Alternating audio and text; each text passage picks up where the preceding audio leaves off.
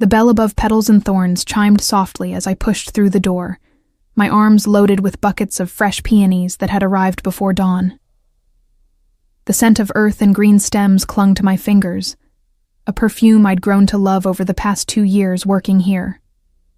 At 21, I'd found my calling in this small flower shop tucked between a bakery and a bookstore in Boston's North End, where the narrow streets still smelled of espresso and old stone. "Quinn, those arrangements for the Sullivan Charity Gala need to be ready by 3. Brooklyn called from the back room, her voice muffled by the cooler door. "Mrs. Sullivan's assistant already called twice this morning."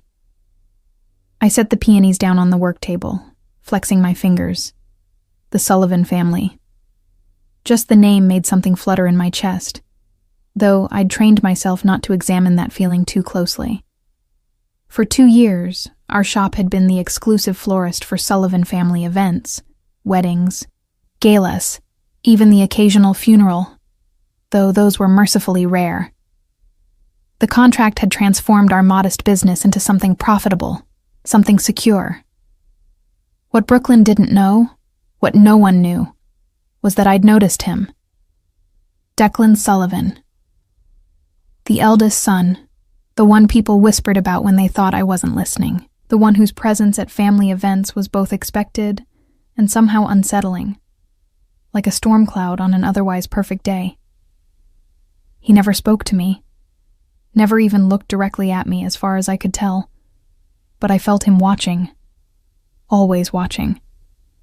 From across ballrooms, from the edges of garden parties, from the shadows of family gatherings, where I arranged centerpieces and wove flowers through arbors. His gaze was a physical thing, heavy and constant, raising the hair on the back of my neck. I told myself I imagined it, that a man like Declan Sullivan, powerful and dangerous in ways I didn't fully understand, would never notice someone like me, a florist with dirt under her nails, and dreams no bigger than keeping this shop running. Earth to Quinn. Brooklyn waved a hand in front of my face, grinning. "You were doing that thing again. That faraway stare you get when you're thinking about something you won't tell me." "I'm just tired," I lied, turning to the peonies, late night finishing the centerpieces. She didn't believe me. I could tell from the way she pursed her lips, but she let it drop. Brooklyn had been my friend since high school, the one who'd convinced me to apply for this job when I'd been working 3 part-time positions just to make rent. She knew me better than anyone, which meant she also knew when to stop pushing. The morning passed in a blur of ribbon and wire, baby's breath and roses. I lost myself in the work, in the precise art of creating something beautiful from stems and petals. By 2 o'clock, the arrangements were ready, each one perfect, each one a silent prayer that maybe, just maybe, he would notice them. Notice me. "I'll do the delivery," Brooklyn offered, already reaching for her jacket. "You've been here since 5 this morning." "No," I said too quickly. "I mean, I don't mind. The exercise will do me good." She raised an eyebrow but didn't argue. We both knew I always insisted on delivering to Sullivan events. Neither of us acknowledged why. The Sullivan estate sat on 10 acres just outside the city, a sprawling stone mansion that looked like it had been transplanted from the Irish countryside. As I drove through the gates, the familiar knot of anticipation tightened in my stomach. Security guards nodded me through, recognizing the Petals and Thorns van. They knew me by now, knew I was safe, approved, invisible. I parked near the service entrance and began unloading the arrangements.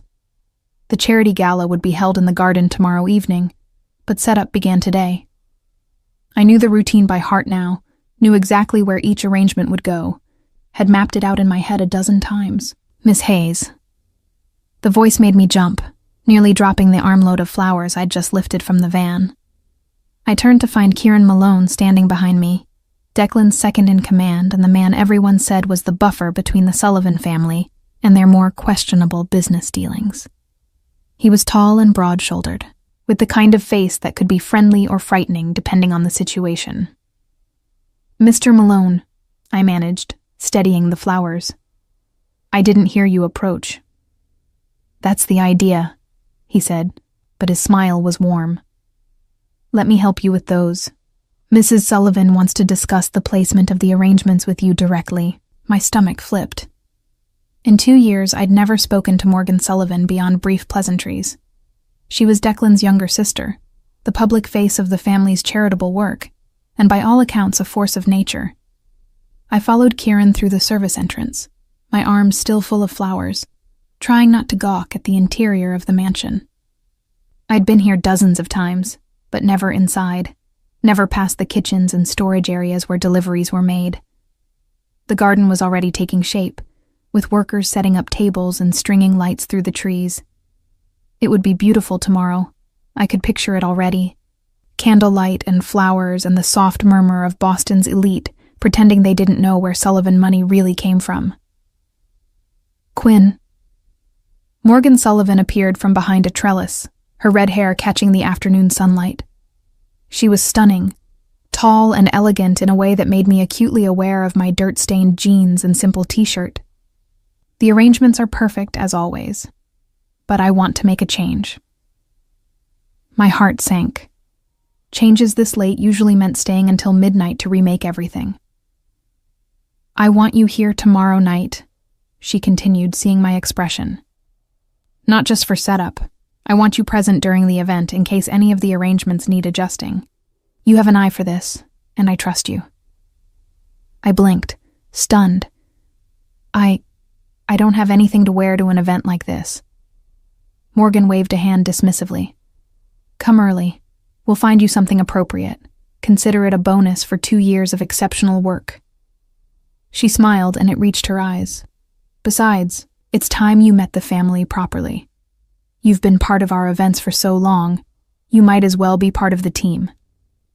I wanted to refuse, to make some excuse about prior commitments. The thought of being present at a Sullivan event as something other than invisible staff terrified me. But Brooklyn had been pushing me to be more assertive, to stop hiding behind my flowers. "Thank you," I heard myself say. "I'd be honored." Morgan's smile widened. "Excellent. Kieran will give you all the details." She turned to leave, then paused. "Oh, and Quinn?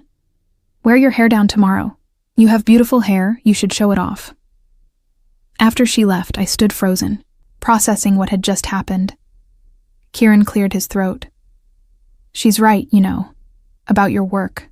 The family notices quality."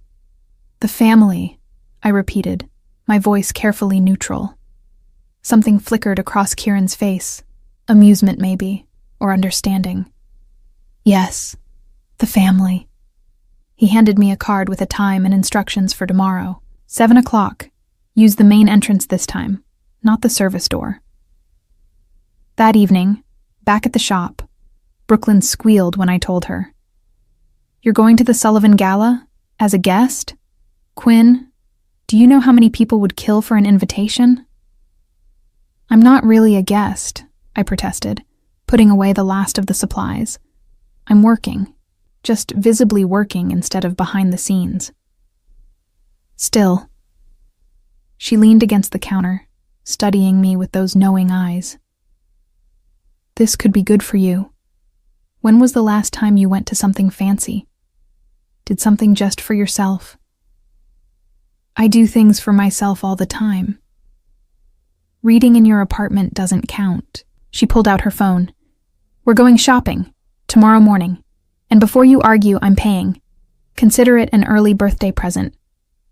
I wanted to protest, but the truth was, I had nothing appropriate for a Sullivan event. My closet consisted of jeans, work clothes, and one black dress I'd bought for my grandmother's funeral 3 years ago. "Fine," I conceded, "but nothing too expensive, and nothing too, I don't know, noticeable." Brooklyn grinned, a look that usually meant trouble. "Oh, honey, if you're going to be at a Sullivan event, you're going to be noticed. Might as well make it count." The next morning, Brooklyn dragged me to a boutique in the Back Bay that I'd never have entered on my own. The prices on the tags made my stomach clench, but she brushed aside my protests, pulling dresses from racks with the confidence of someone who actually belonged in places like this. "Try this one," she insisted, shoving a deep green dress into my arms. "It'll make your eyes pop." In the dressing room, I slipped into the dress and stared at my reflection. The woman looking back at me was unfamiliar, sophisticated, someone who might actually belong at a charity gala. The dress hugged my curves without being provocative, the color rich against my pale skin and dark hair. "Come out," Brooklyn called. "Let me see." I stepped out, suddenly self-conscious. Brooklyn's eyes widened. "That's the one. Quinn, you look like you belong there." "I don't belong there," I said quietly. "I'm just the florist." "Stop that." Her voice was sharper than usual. "You're 21. You're talented. You're beautiful. You belong anywhere you want to be." I wanted to believe her. Wanted to believe that tomorrow night, walking through the main entrance of the Sullivan estate, I could be something more than invisible. But as I looked at the price tag, reality crashed back. "Brooklyn, I can't let you pay this much." "Yes, you can. And you will." She was already heading to the register. "Consider it an investment in your confidence." That night, I barely slept. I kept imagining tomorrow, kept running through scenarios in my head. What if I spilled something? What if I said something stupid? What if I saw him, Declan Sullivan, up close instead of from across a room, and he looked right through me like I didn't exist? By the time 7 o'clock arrived the next evening, my nerves were frayed. The dress felt too tight, too obvious. My hair, worn down as Morgan had suggested, felt strange after months of keeping it in practical buns for work. I'd applied makeup with Brooklyn's guidance, but I felt like I was wearing a costume, playing a part I didn't know the lines for. The Sullivan estate looked different at night, transformed by thousands of tiny lights strung through the trees. My arrangements glowed in the candlelight, exactly as I'd envisioned them. I should have felt proud, but mostly I felt out of place. "Quinn." Morgan Sullivan appeared at my elbow, radiant in a silver gown. "You look wonderful. Come, let me introduce you to some people." Before I could protest, she was guiding me through the crowd, introducing me as the brilliant florist responsible for all this beauty. People smiled, complimented my work, asked for business cards I'd thankfully remembered to bring. It was surreal, being seen, being acknowledged as something other than a vendor. And through it all, I felt him watching. Declan Sullivan, somewhere in the crowd, his gaze heavy on my bare shoulders.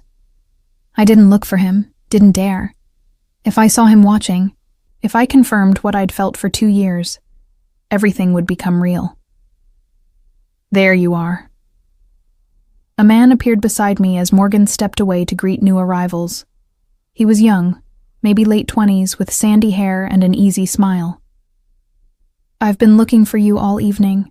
I'm Ronan Callahan." I recognized the name. He was the accountant for Sullivan Enterprises. The one Brooklyn had mentioned was single and supposedly very nice. "Quinn Hayes," I replied, shaking his offered hand. "I know. Morgan's been singing your praises all week. She says you have an eye for beauty." He gestured to the nearest arrangement. She wasn't exaggerating. "These are stunning." We fell into easy conversation. Ronan was charming and funny, telling self-deprecating stories about his work that made me laugh despite my nerves. He got me champagne, stayed by my side as we circulated through the garden, made me feel like I actually belonged there. "So," he said as the orchestra began playing, "I know this might be forward, but would you like to have dinner sometime? Somewhere that doesn't involve me boring you with accounting jokes?" My heart skipped. It had been so long since anyone had asked me out, since anyone had looked at me with interest instead of just professional courtesy. Ronan was kind and attractive and clearly interested. There was no reason to say no. "I'd like that," I heard myself say. His smile widened. "Really? That's great. How about Friday? There's this Italian place in the North End. Quiet, great food." "Friday sounds perfect." "Quinn Hayes, saying yes to a date?" He laughed. My lucky day. We exchanged numbers and I felt lighter than I had in months. Maybe this was what I needed. A chance at something normal, something real. Maybe I'd been too focused on impossible fantasies, on men who watched from shadows but never approached. I should check on the arrangements, I said, suddenly needing a moment alone to process what had just happened. Make sure everything's holding up. Of course. I'll find you later? I nodded and slipped away through the crowd, making my way to the far end of the garden where I'd placed a particularly elaborate display. My hands moved automatically, adjusting a stem here, a ribbon there, finding comfort in the familiar task. Beautiful work. The voice came from behind me, deep and rough, with an Irish lilt that sent shivers down my spine. I knew who it was before I turned. Knew because I'd been waiting 2 years to hear him speak directly to me. Declan Sullivan stood in the shadows just beyond the light's reach, tall and broad-shouldered in a perfectly tailored black suit. His dark hair was longer than in the family photos I'd seen, curling slightly at his collar. His eyes, I finally saw them clearly now, were storm gray, intense, and focused entirely on me. Thank you, I managed, my voice steadier than I felt. He moved closer, into the light, and I could see the sharp planes of his face, the slight scar above his left eyebrow, the way his jaw tightened as he looked at me. Really looked at me, not the careful avoidance I'd convinced myself I imagined. Quinn Hayes. My name and his voice sounded different, weighted with something I couldn't name. You've been making my sister's events beautiful for 2 years now. I try, I said, acutely aware of how close he was standing. Close enough that I could smell his cologne, something expensive and dark. She tells me you agreed to dinner with Ronan Callahan. His voice was carefully neutral, but something flickered in those gray eyes. He's a good man, honest, safe. The way he said safe made it sound like an insult. He seems nice, I replied, unsure why I felt defensive. And yes, I agreed. Is there a problem? Declan was quiet for a long moment, his gaze moving from my face to my dress to the flowers and back again.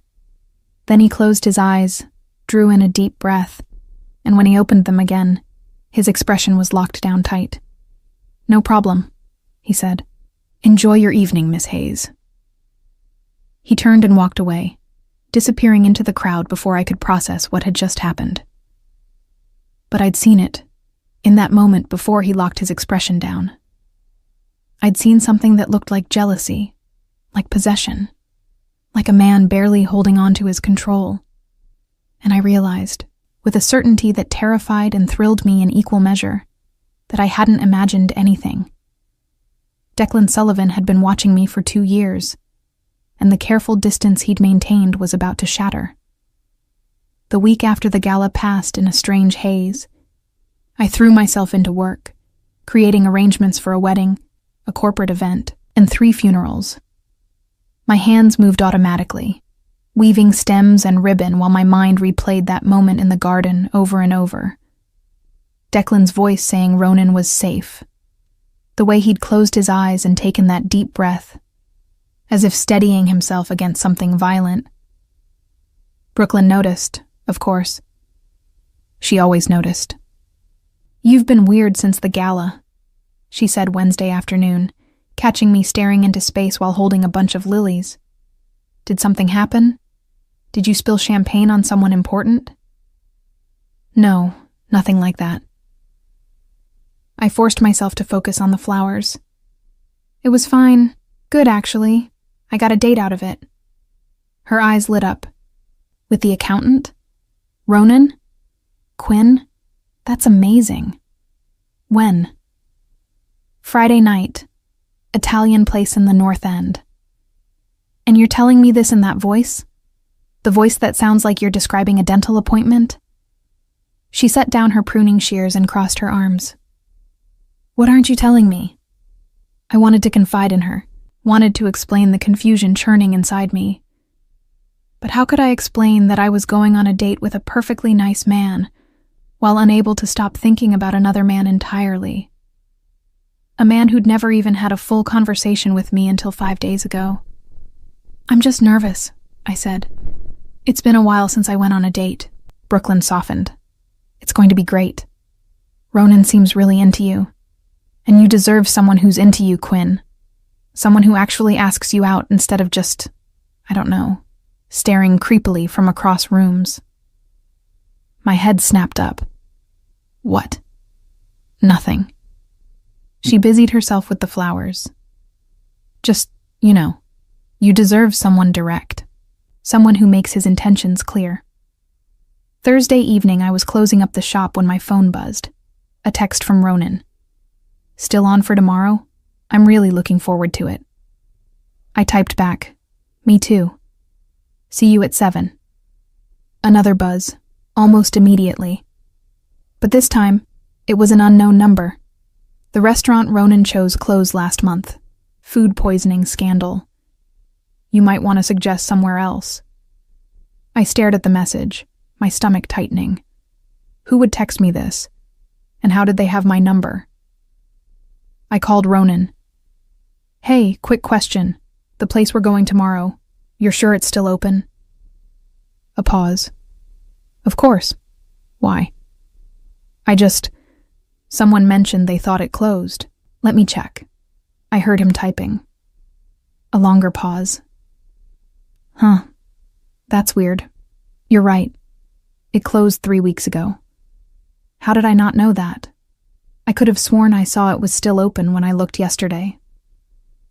"Maybe we should pick somewhere else," I suggested, unease prickling along my spine.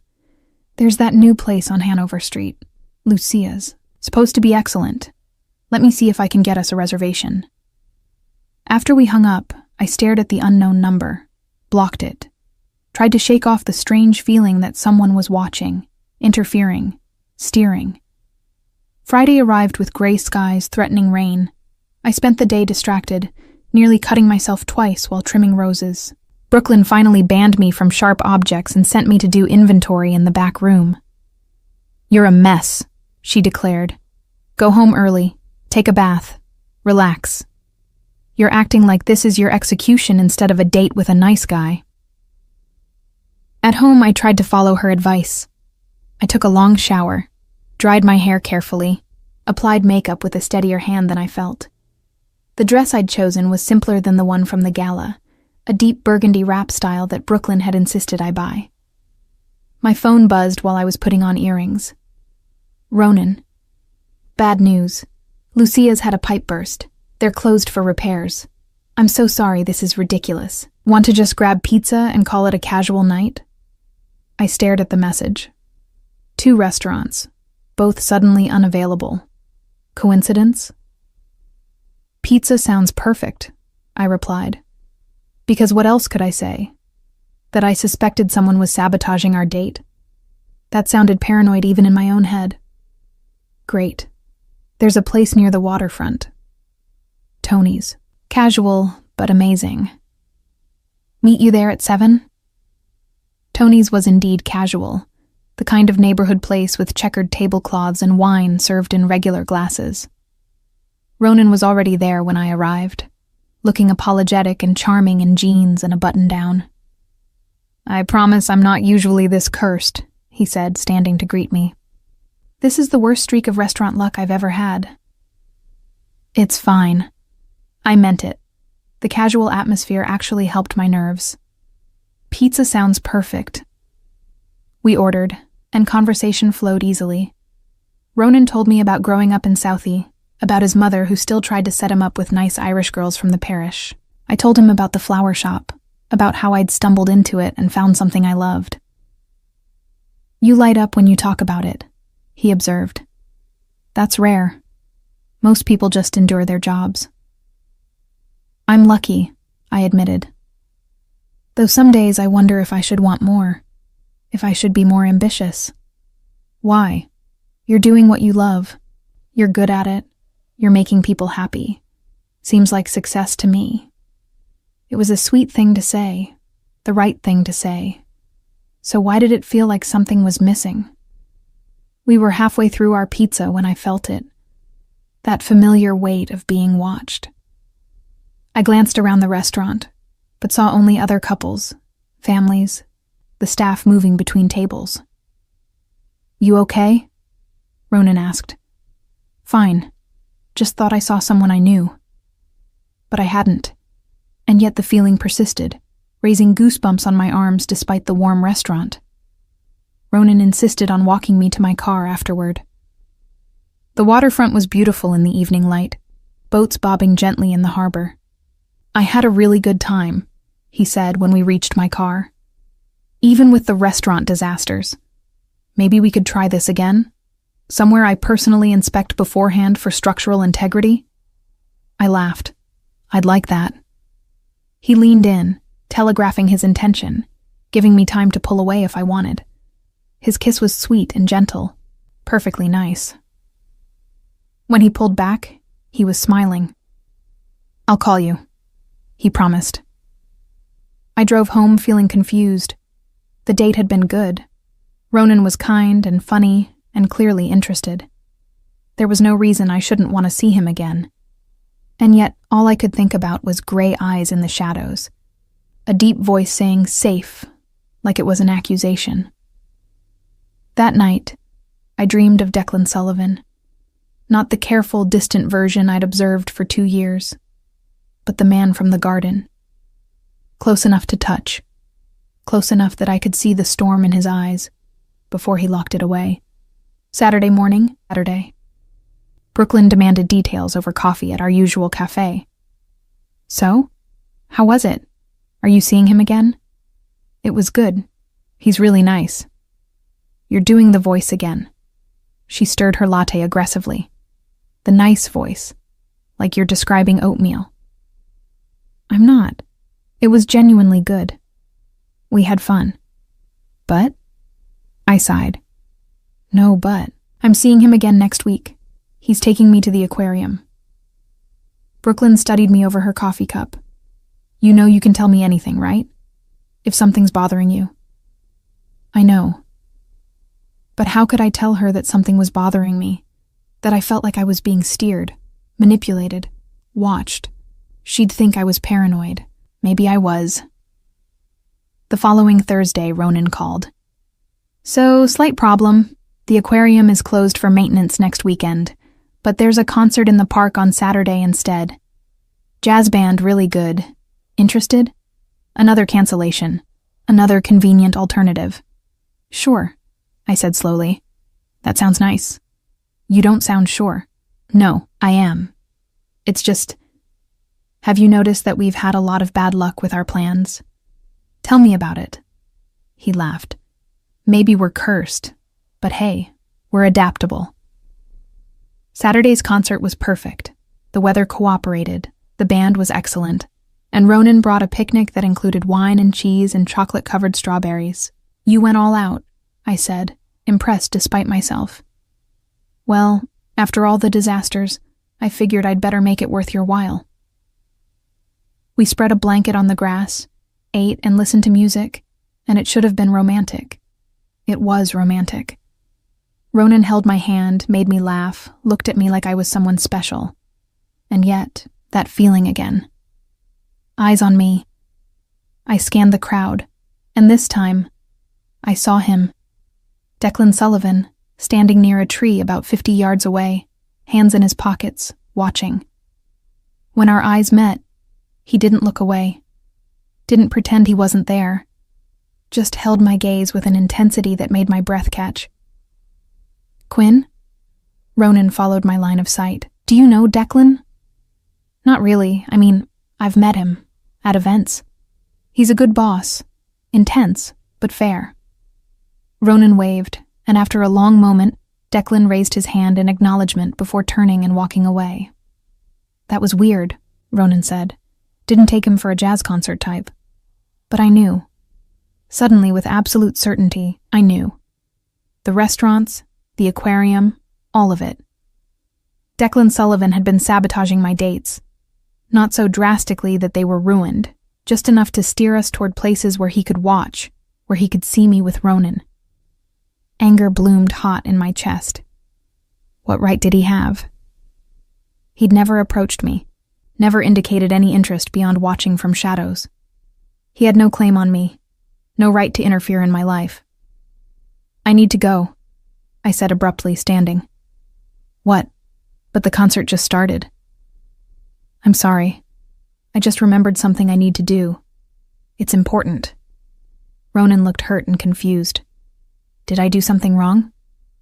No, God, no. You've been perfect. I squeezed his hand. I promise I'll explain. I need to take care of something. Please. He let me go, though I could see he wanted to argue.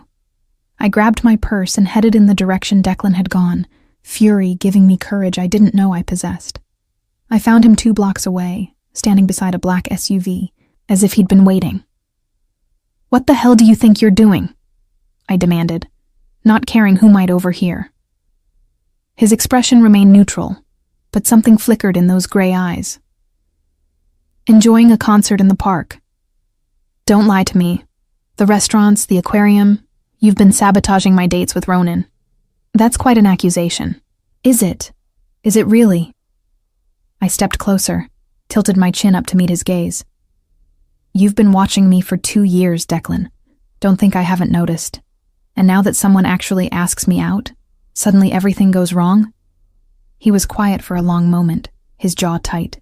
Then, Ronan Callahan is a good man. I know he is. Safe, uncomplicated. He'll give you a normal life.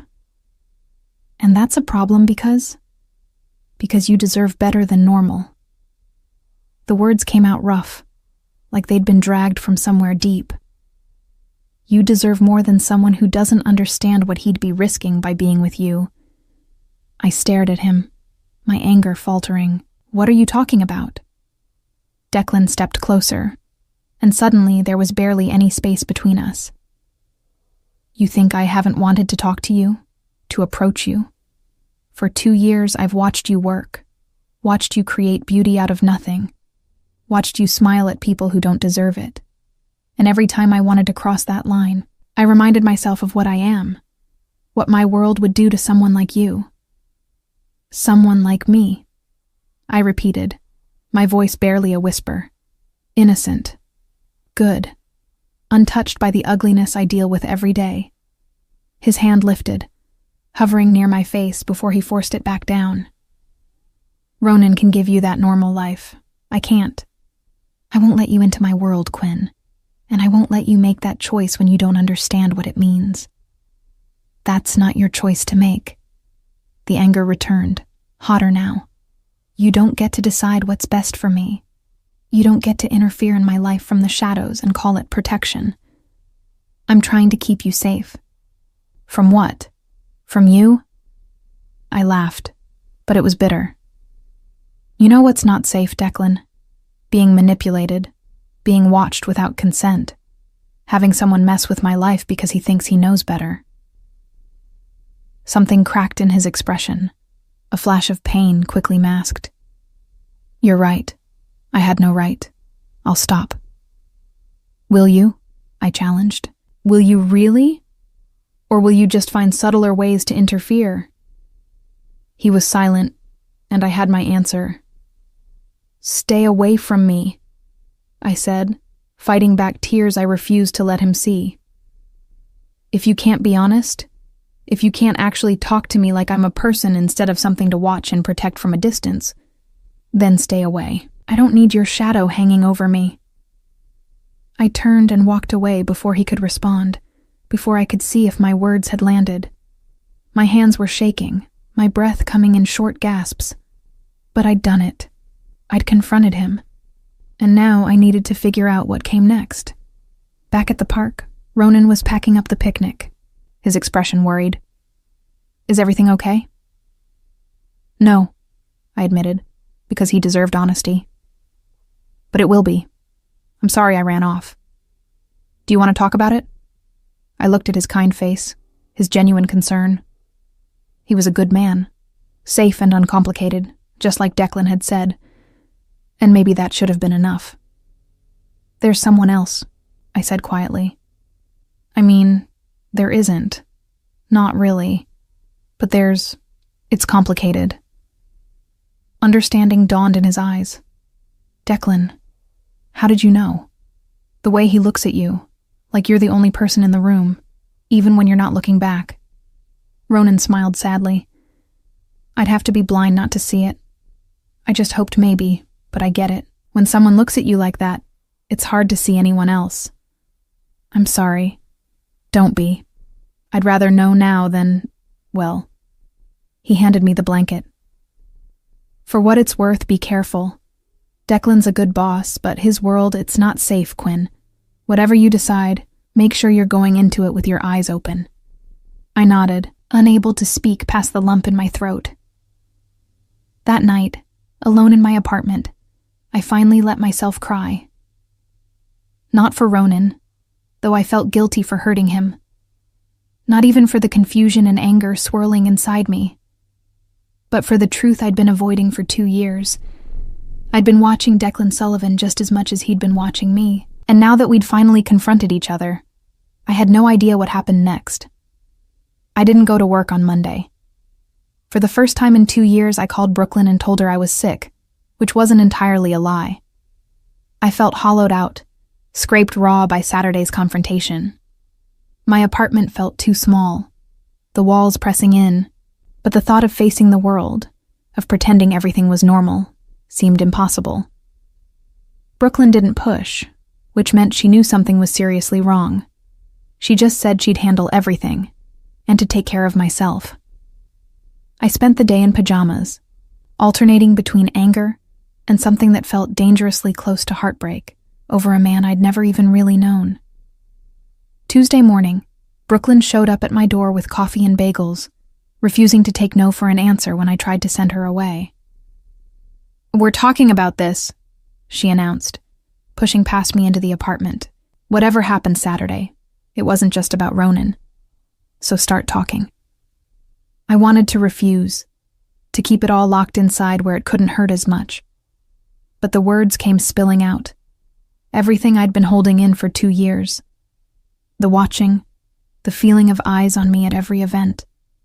The way Declan had looked at me in the garden, the sabotage dates, the confrontation in the park, his confession that he'd been protecting me from himself. Brooklyn listened without interrupting, her expression shifting from surprise to concern to something that looked almost like recognition. Quinn, she said carefully when I finished, this man has been stalking you for 2 years. It's not. He wasn't dangerous. He never approached me, never made me feel unsafe. Watching someone without their knowledge for 2 years is the definition of unsafe. And sabotaging your dates? That's controlling behavior. She set down her coffee, her expression serious. I know he's attractive and powerful, and apparently tortured about his feelings, but that doesn't make this okay.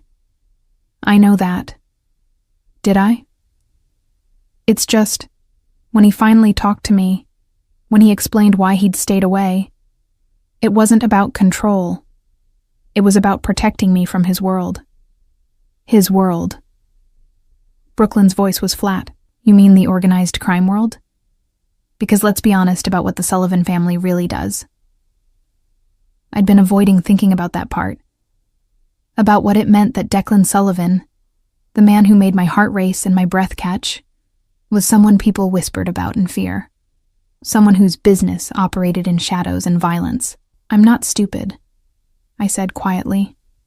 I know what he is, what his family does. Then you know that getting involved with him, letting him into your life, it's dangerous. Not romantic dangerous, actual dangerous. He said the same thing. That's why he stayed away. Brooklyn reached across the table, gripping my hand. Then let him keep staying away. You deserve someone who doesn't come with death threats and FBI investigations. Someone who can actually be with you instead of watching you from creepy distances. She was right. I knew she was right. But that didn't stop the ache in my chest when I thought about never seeing Declan again. Never having another conversation, never understanding what might have been if the world were different. I need to work, I said. changing the subject because I couldn't talk about this anymore. The Maxwell wedding is on Saturday, and we're behind on arrangements. Brooklyn let it drop, but I could see the worry in her eyes. The week passed in a blur of flowers and forced normalcy. I threw myself into work, staying late every night, arriving early every morning. If I was exhausted enough, maybe I wouldn't think about gray eyes and rough voices and the weight of being watched. Friday afternoon, a delivery arrived at the shop. Not flowers, but a small package addressed to me. Brooklyn eyed it suspiciously as I unwrapped it. Inside was a first edition of a poetry book I'd mentioned once, months ago, to Morgan Sullivan while setting up for an event. I'd said it was my favorite, that I'd lost my grandmother's copy in a move and had never found another. The note inside was simple. I'm sorry. For everything. D. Let me guess, Brooklyn said dryly, reading over my shoulder. The stalker has good taste in literature. Stop calling him that. What should I call him? The obsessive billionaire with boundary issues? I set the book down carefully, fighting the urge to trace the inscription on the title page. It must have cost a fortune. And he'd remembered something I'd mentioned in passing, something I barely remembered saying. It's a nice gift, I admitted. Quinn. I'm not going to call him or anything. It's nice, that's all. But that wasn't all, because the book meant he'd been listening even more carefully than I'd realized. Meant that those 2 years of watching had been about learning me, understanding me, not just staring from shadows. Saturday's wedding went smoothly, the arrangements perfect. The bride crying happy tears over the ceremony arch I'd woven with white roses and ivy. It should have felt like a triumph, but I found myself looking for him in the crowd, knowing he wouldn't be there but looking anyway. Sunday, Morgan Sullivan called my cell phone directly. Her number 1 I'd saved from previous work coordination, but one she'd never used to call me personally. Quinn, I hope you don't mind me calling. Kieran gave me your number. Her voice was warm, but carried an undertone of concern. I wanted to check on you. My brother said you two had a conversation at the park last week. My stomach dropped. Of course Declan had told his sister. Of course Morgan would call to do damage control or warn me off or whatever protective siblings did when their dangerous brothers got tangled up with civilian florists. We did, I said carefully. It was enlightening. A pause. He told me what he did, the sabotage. I want you to know that I didn't know about any of it, and if I had, I would have stopped him. It's not your responsibility to control your brother's behavior. No, but it is my responsibility to make sure people who work for my family feel safe. And Quinn, you've been an important part of our events for 2 years. I don't want you to feel uncomfortable or afraid. I'm not afraid of Declan, I said, and realized it was true. Angry? Yes. Confused? Absolutely. But not afraid. Good. Because he's not. Whatever you might think about our family, Declan is a good man. He doesn't let himself be good very often. Doesn't think he deserves it. But he is. Why are you telling me this? Because in 2 years of watching you work, of hearing you laugh with the staff, and create beautiful things and treat everyone with kindness, I've never seen my brother look at anyone the way he looks at you. Morgan's voice softened. And I've never heard him sound the way he did when he told me he'd hurt you. Like he'd done something unforgivable. My throat tightened. What do you want me to do with that information? Nothing. Or everything. That's up to you. I just wanted you to know that if you decide to explore whatever this is between you two, you won't be alone. You'll have family looking out for you, including me. After we hung up, I sat in my apartment for a long time, staring at the poetry book, at my phone, at the future stretching out in 2 very different directions. I could walk away, block Declan's number, refuse any more Sullivan family events, build a life that was safe and normal and free from complications. That's what Brooklyn would want. what any rational person would advise. Or I could do something terrifying. I could choose to understand, to dig deeper, to see if there was something real beneath the watching and the protection and the careful distance he'd maintained. Monday morning, I made my decision. I need you to cover the shop today, I told Brooklyn. And maybe tomorrow. There's something I need to do.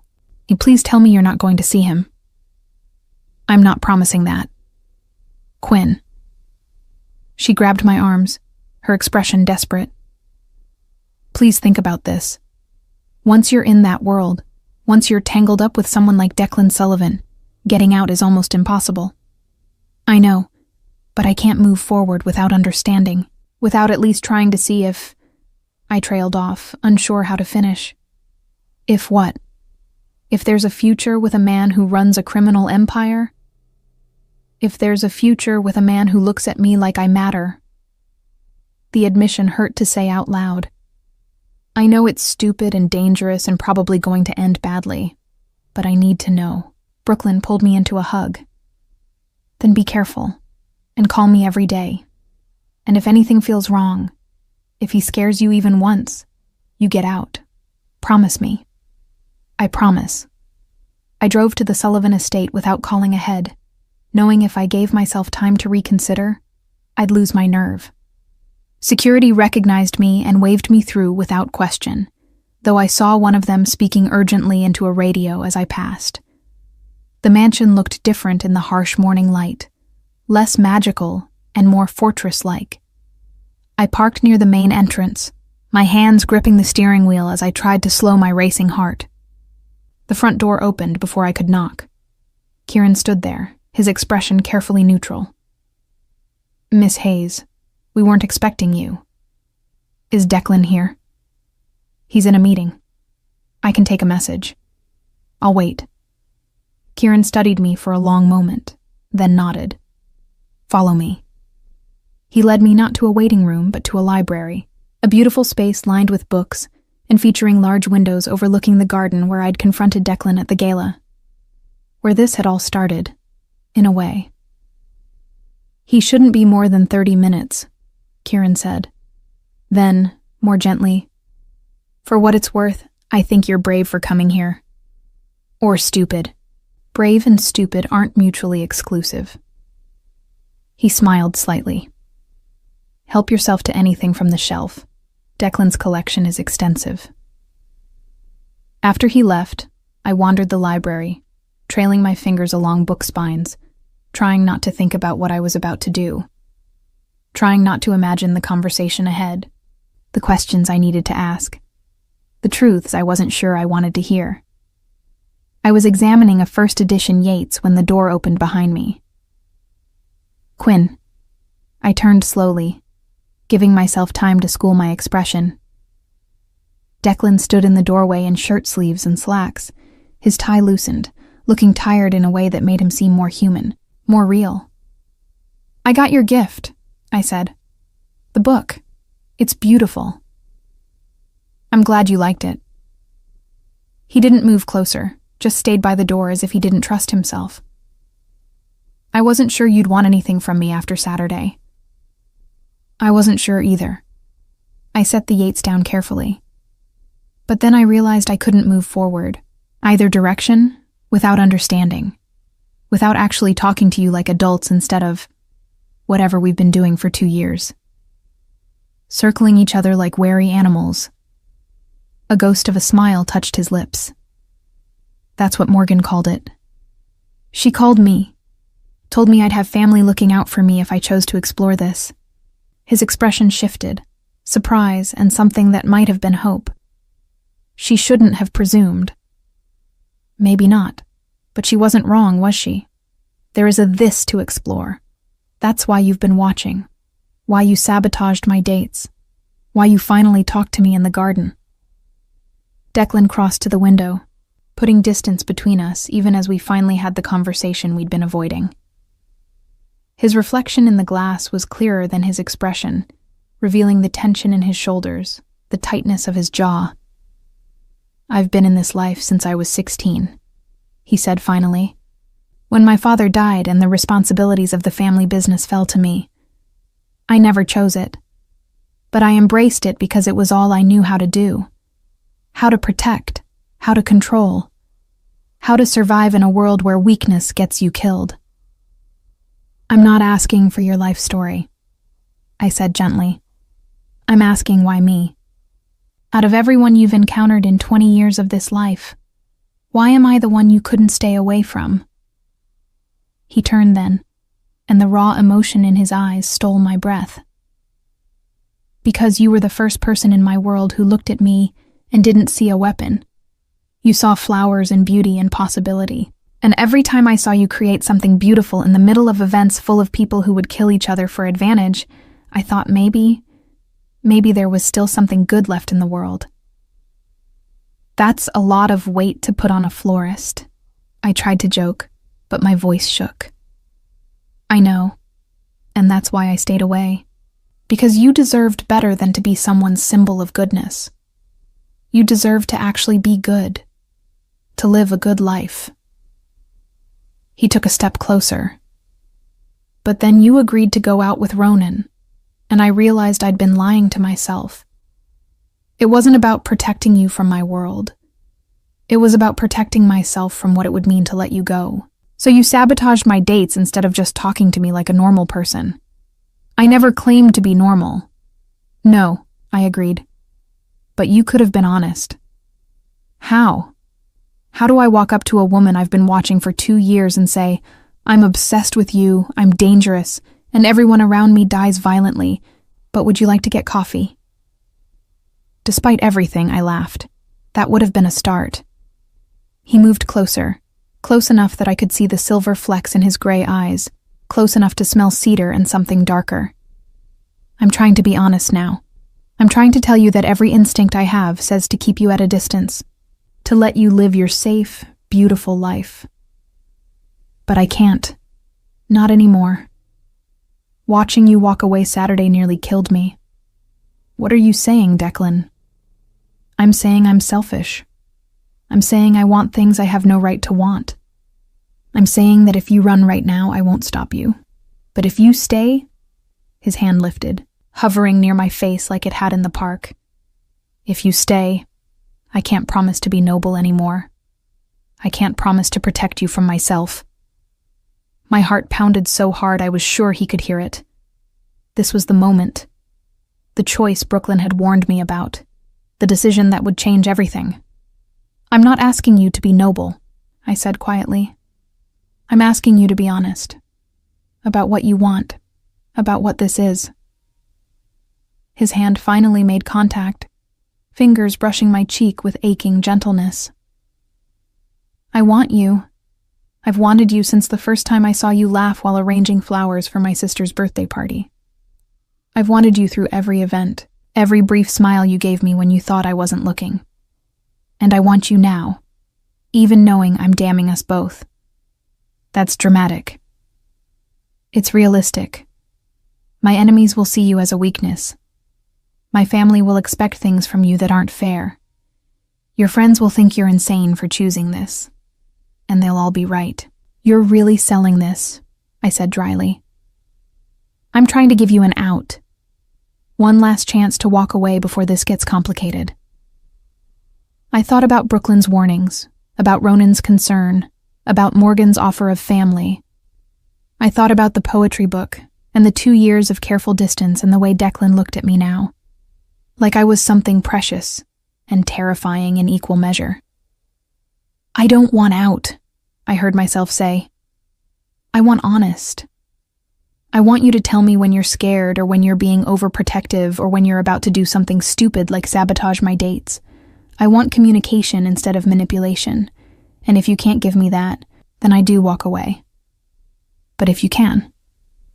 I can, he said quickly. I will. Whatever you need. Then stop talking, I said, rising on my toes, and kiss me. He did. And it was nothing like Ronan's sweet, gentle kiss. This was desperate and claiming. 2 years of watching and wanting finally unleashed. His hands cupped my face like I was fragile.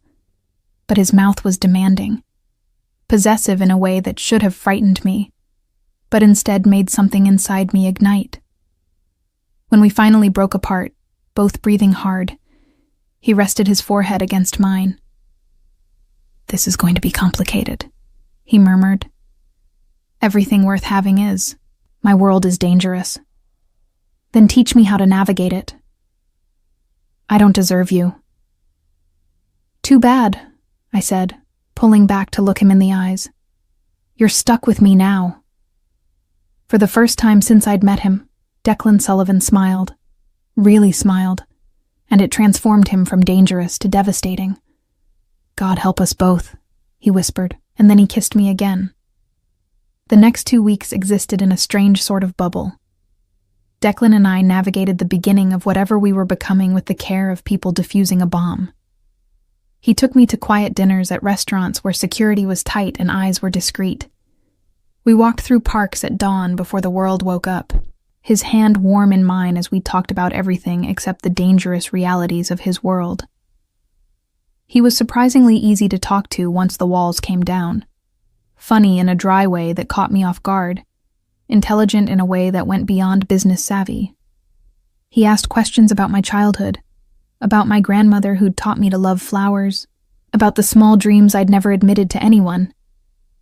And I asked about him, about the boy who'd become a man at 16 when his father died, about the weight of responsibility he'd carried ever since. He answered carefully, editing the violence from his stories, but I could read between the lines, could see the shadows that crossed his face when he spoke of choices made, of lines crossed. "I need you to understand something," he said one evening as we sat in his study, me curled in a leather chair with a book while he worked on his laptop. "There are parts of my life I'll never be able to share with you. Not because I don't trust you, but because knowing makes you complicit, makes you a target." I looked up from my book. "I'm already a target, aren't I? Just by being here with you." His jaw tightened. "Yes. Which is why Kieran has assigned security to watch your apartment and the shop. You won't see them, but they're there." "You're having me followed?" "I'm keeping you safe," he corrected. "There's a difference." "Is there?" I set the book down. "Declan, we talked about this. About honest communication instead of control.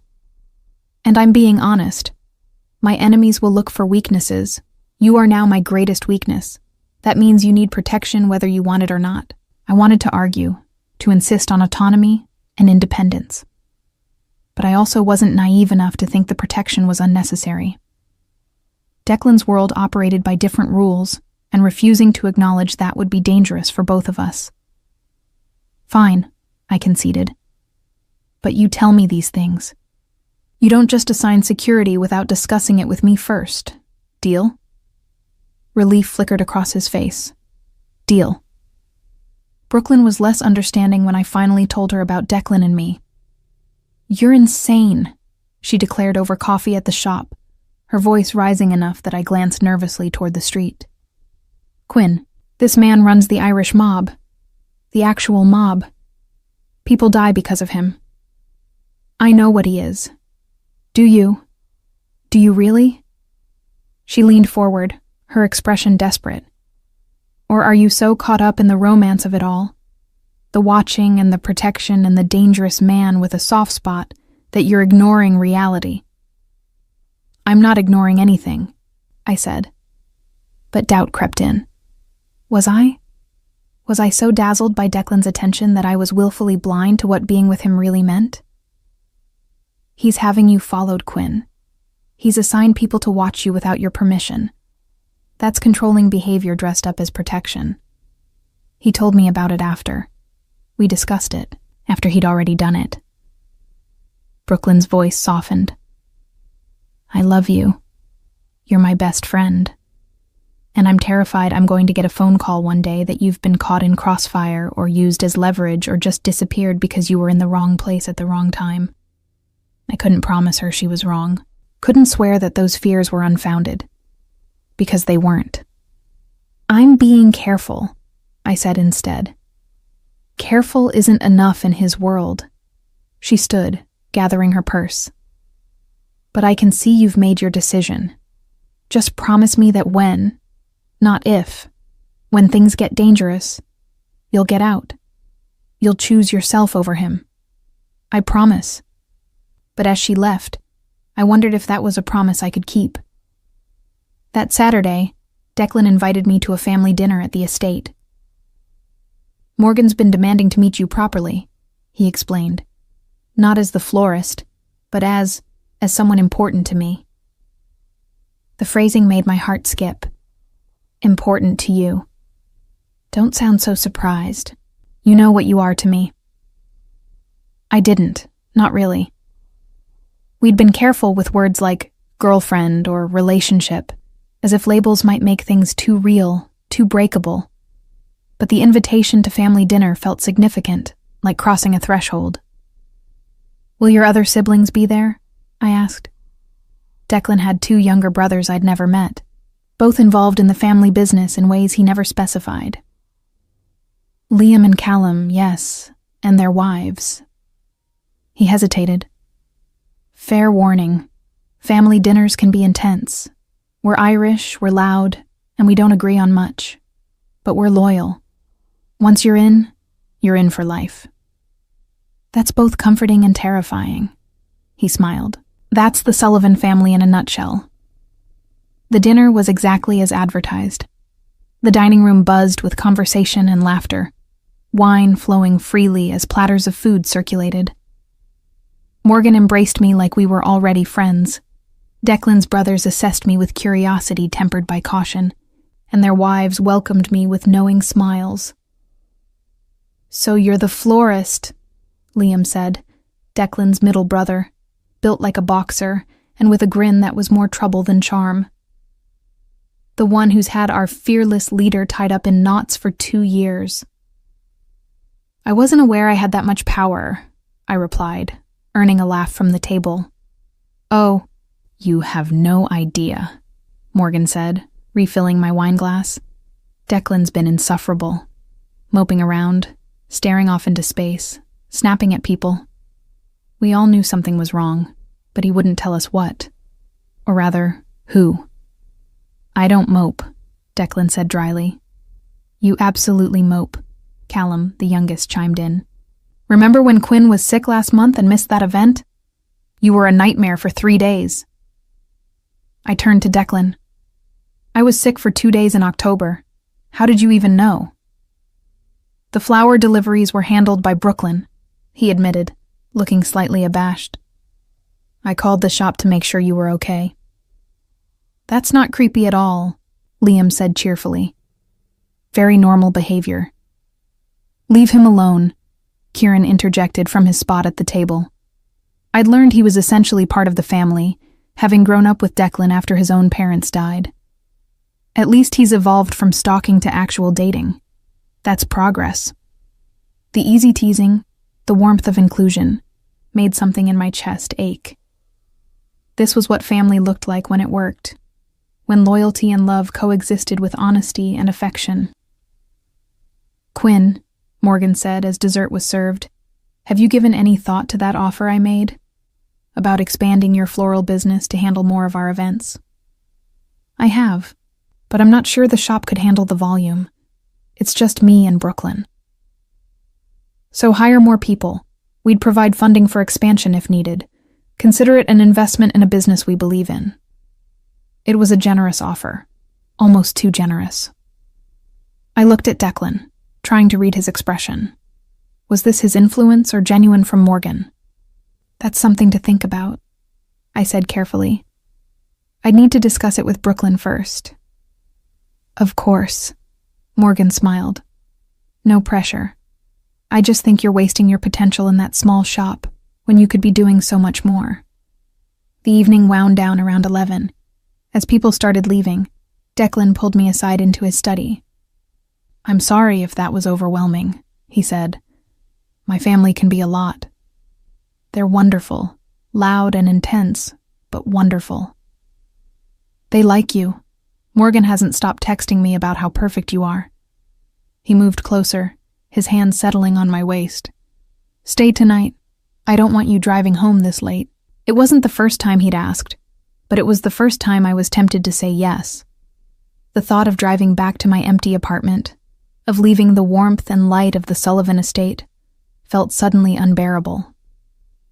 "I don't have anything with me," I said, a weak protest. "I'll give you something to wear." His voice dropped lower. "Stay, Quinn. Please." I stayed. Declan's bedroom was a revelation. I'd expected opulence, but instead found a space that was surprisingly understated. Large bed with simple linens, a desk covered in papers, bookshelves filled with volumes that had clearly been read. The only indulgence was the view, floor-to-ceiling windows overlooking the estate grounds. He gave me one of his shirts to sleep in, then disappeared to give me privacy to change. When he returned, his eyes darkened at the sight of me in his clothes, the shirt falling to mid-thigh. "This was a mistake," he murmured. "You wearing my clothes. I'm never going to be able to think clearly again." "Good," I said, emboldened by wine and want. "I like you off balance." He crossed to me slowly, giving me time to retreat if I wanted. When I didn't, he pulled me close, his hands spanning my waist. "We should take this slow," he said, even as his thumbs traced patterns on my skin. "We've already been slow. 2 years of slow." "Quinn, my name was a warning and a plea. I'm not made of glass, Declan. I won't break." "I know, but I might." He pressed his forehead to mine. "You have no idea what you do to me. How much control it takes to not just—" He broke off, jaw tight. "To not what?" "To not claim every part of you. To not make sure everyone knows you're mine." The possessiveness should have scared me. Instead, it sent heat flooding through my veins. "Then claim me," I whispered. What followed was incendiary. Declan made good on his promise, claiming me with a possessiveness that bordered on desperate. His hands and mouth mapped every inch of me, learning what made me gasp, what made me arch into him. And when he finally pushed inside me, his eyes never left mine, watching every reaction with an intensity that made me feel seen in a way I'd never experienced. Afterward, tangled in sheets and limbs, he held me close, his fingers tracing idle patterns on my shoulder. "I love you," he said quietly into the darkness. "I know it's too soon, and I have no right to feel this way, but I do. I love you, Quinn." My breath caught. We'd been careful with words, careful with labels. This was different. This was permanent. "I love you too," I whispered, and felt him relax against me. "Thank God," he murmured. "Because I was terrified you'd run screaming." I laughed, turning to face him in the dim light. "After that? Not a chance." He smiled, a real smile, rare and beautiful. "Good. Because now that I've had you, I'm never letting go." It should have sounded possessive, controlling. But in that moment, safe in his arms and his bed, it just sounded like a promise. We fell asleep tangled together, and I dreamed of flowers and danger in equal measure. The warning came 3 days later. I was at the shop, arranging tulips for a spring wedding, when a woman I'd never seen before walked in. Mid-40s, elegant in a way that screamed money, with cold eyes that assessed me like a threat to be neutralized. "Can I help you?" I asked, my customer service smile firmly in place. "You're Quinn Hayes, Declan Sullivan's new pet project." The venomous way she said it sent warning bells ringing. "I don't know what you're talking about." "Don't insult my intelligence. You've been seen with him, staying at his estate, attending family dinners." She moved closer, and I resisted the urge to back away. "I'm here to give you advice, girl to girl." I didn't realize we were girls together. "We're not. I'm Catherine Brennan. My husband runs the Brennan organization. We've had, shall we say, complicated dealings with the Sullivans over the years." The name Brennan sent ice through my veins. I'd heard it mentioned in hushed conversations, always with the kind of tension that suggested violence barely held in check. "What do you want?" I asked directly. "I want to warn you. Declan Sullivan is a dangerous man, not just to his enemies, but to anyone foolish enough to care about him. Women who get close to him end up hurt, sometimes permanently." "That sounds like a threat." "It's a warning. There's a difference." She pulled a business card from her purse, setting it on the counter. "When things go south, and they will, call that number. We can protect you in ways Declan never could." "I don't need protection from Declan." "Not from him," she said, her smile sharp. "From his enemies. From the people who will see you as the easiest way to hurt him. You think having guards follow you is protection? It's a target. It tells everyone you matter to him. And in our world, that's the most dangerous thing you can be." After she left, I stared at the business card for a long time before throwing it away. But her words haunted me. Women who get close to him end up hurt. That evening, I asked Declan about it. About Catherine Brennan. About the warning. About whether I really was in danger just by loving him. His expression went cold and hard when I told him about the encounter. "She came to your shop? Approached you directly?" "Yes. She said she was warning me, girl to girl. She was threatening you." He pulled out his phone, typing rapidly. "Kieran needs to know about this. We need to increase security." "Declan, stop." I grabbed his hand. "Talk to me. Is she right? Are women who get close to you in danger?" He was quiet for a long moment, his jaw tight. Then, "Yes, they are. I've tried to tell you that from the beginning." "Then tell me the truth. All of it. What happened to the women before me?" "There was only one," he said finally. "Her name was Siobhan. I was younger. Stupider, thought I could have a normal relationship while running this empire. The Brennans found out about her, took her to use as leverage." His voice went flat. "By the time we got her back, she was broken. Physically and mentally. She left the country, changed her name. I never saw her again." Horror washed over me. "Declan, that's why I stayed away from you. Why I watched from a distance for 2 years. Because I knew if they found out what you meant to me, the same thing would happen." His hands cupped my face, desperate. "But I was selfish. I wanted you too much to stay away. And now Catherine Brennan knows. Which means everyone knows. Which means you're a target." "Then we deal with it," I said, forcing steadiness into my voice despite the fear churning in my stomach. "Together. No, you leave. Tonight. Kieran will take you somewhere safe, somewhere they can't find you. I'm not running. Quinn, you don't understand. These people don't negotiate. They don't show mercy. If they take you, they'll hurt you just to hurt me. And his voice broke. I can't survive that again. I can't lose you like I lost her." "Then don't lose me," I said fiercely. "Fight for me. Protect me. But don't send me away. Because if you do, if you make that choice without me, we're done.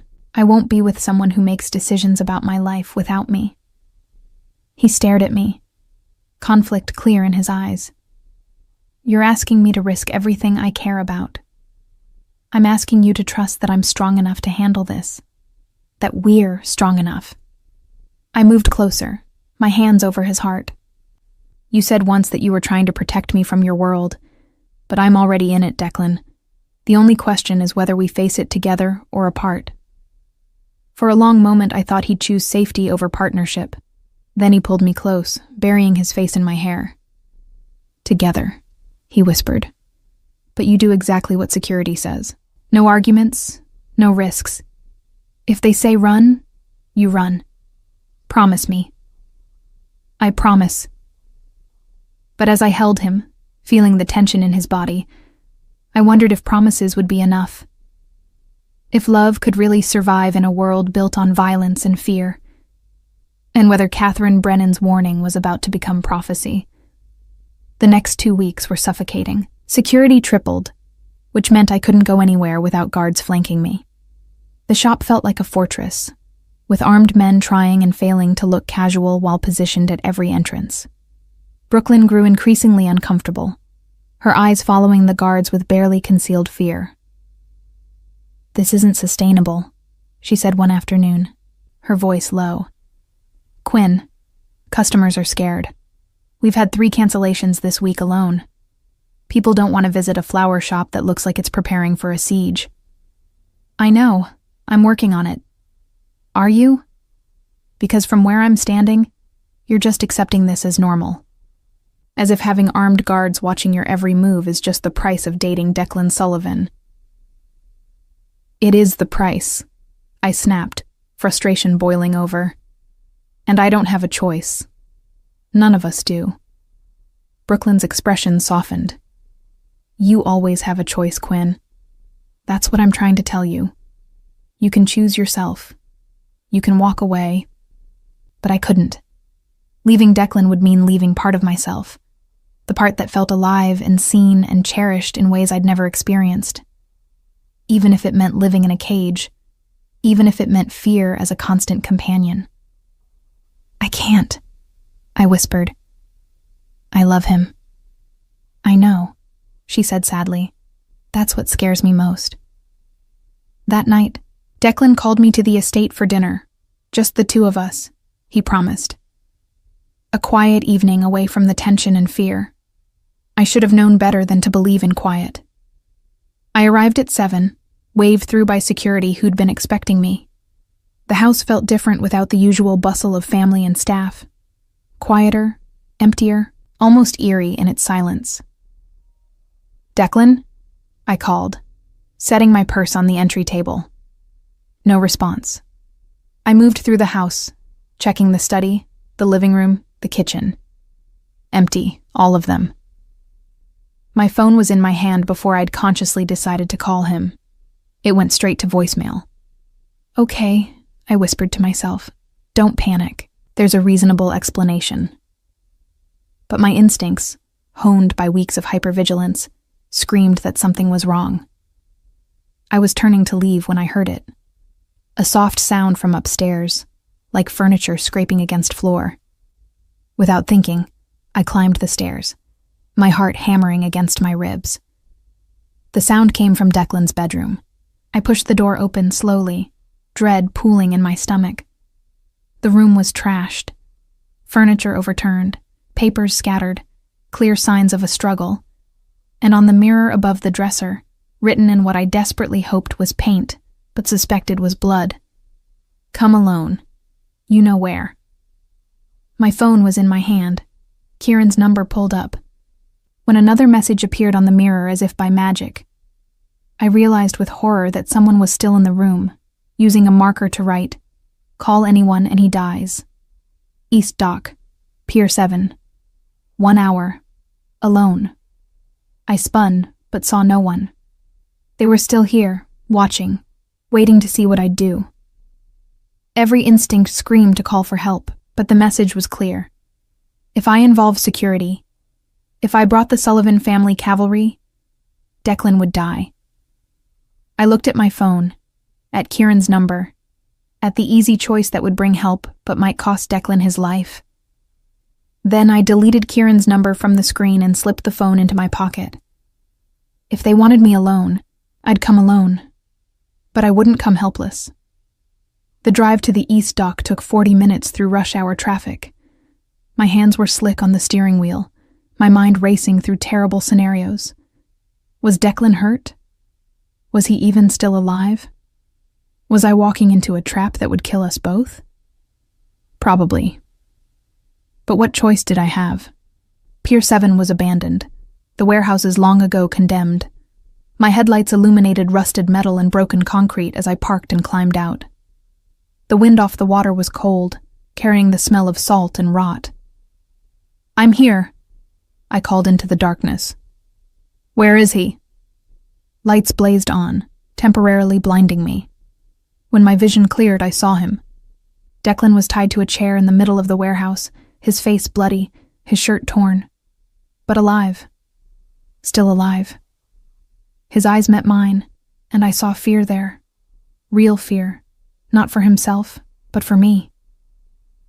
"Quinn, no," he rasped. "You shouldn't have come." "Of course I came. Did you really think I wouldn't?" I started toward him, but a voice from the shadows stopped me. "That's far enough, Miss Hayes." A man stepped into the light, mid-50s with silver hair and a face that might have been handsome if not for the cruelty in his eyes. Behind him, 4 more men emerged, all armed. "Mr. Brennan, I presume," I said, surprised by how steady my voice sounded. "You presume correctly. Catherine said you were brave. Stupid, but brave." He circled Declan's chair like a predator. "She also said you'd come alone if properly motivated. It seems she was right. Let him go. This is between your family and his. It has nothing to do with me." Brennan laughed. "It has everything to do with you, your leverage, Miss Hayes. The thing Declan Sullivan cares about most. And in my business, that makes you incredibly valuable. I won't help you hurt him. You won't have to. Your mere existence hurts him." Brennan produced a knife, pressing it against Declan's throat. "Tell her, Sullivan. Tell her what you're willing to give me in exchange for her life." "Don't," Declan said, his eyes locked on mine. "Don't give him anything." "Territory in the North End," Brennan answered for him. 3 of his most profitable operations, his entire smuggling network. He was willing to trade his empire for you. That's how I knew we had him. Ice flooded my veins. "You're lying." "Am I?" "Ask him. Ask Declan what he was prepared to sacrifice before we took you both." I looked at Declan, at the guilt and fear written across his battered face, and knew it was true. He would have given everything for me, would have destroyed his family's legacy, left them vulnerable, all to keep me safe. "You can't," I whispered to him. "Your family, everything you've built, means nothing without you," he said simply. Brennan smiled. "Touching, truly. But I'm afraid it's too late for grand gestures. You see, I don't just want territory or operations. I want the Sullivans broken. And you, Miss Hayes, are how I break them." "By killing me?" I forced myself to meet his eyes. "That seems short-sighted. Dead, I'm worthless. But alive, as your captive, I'm leverage you can use repeatedly." Declan made a sound of protest, but I ignored him. I was thinking now, strategizing, using the only weapon I had, words. "You could ransom me back to the Sullivans for concessions," I continued. "Use me to force Declan's cooperation on deals. I'm worth much more alive than dead. So the real question is, what do you want me to do?" Brennan studied me with new interest. "Catherine said you were clever. I'm beginning to see why Sullivan is obsessed with you. I'm not interested in flattery. I'm interested in getting out of this alive. Both of us." I gestured to Declan. "So let's negotiate. What do you actually want?" A slow smile spread across Brennan's face. "I want Declan Sullivan to watch the woman he loves choose her own safety over his. I want to see him realize that love is just another weakness to exploit. And if I do that, if I walk away and leave him here, Quinn, no." Declan strained against his bonds. "Don't do this." "Then we'll release him unharmed," Brennan lied smoothly. "You go free, he goes free, and the Sullivans learn their lesson about emotional attachments." I pretended to consider it, letting hope flicker across my face. Let Brennan think I was scared enough, selfish enough to take the deal. Then I looked at Declan, really looked at him, and saw understanding dawn in his eyes. He knew I was playing for time, stalling, hoping that security had tracked my phone, that help was coming. Knew I would never actually leave him. "I'll need guarantees," I said, turning back to Brennan.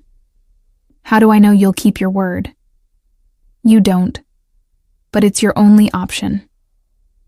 I pulled out my phone slowly, making sure they could see it. "Then I need to call someone." Make arrangements for after. No calls. One of Brennan's men grabbed for the phone. I jerked it back. You want me to cooperate? Then I make one call. To my business partner. To tell her I'm closing the shop for a while.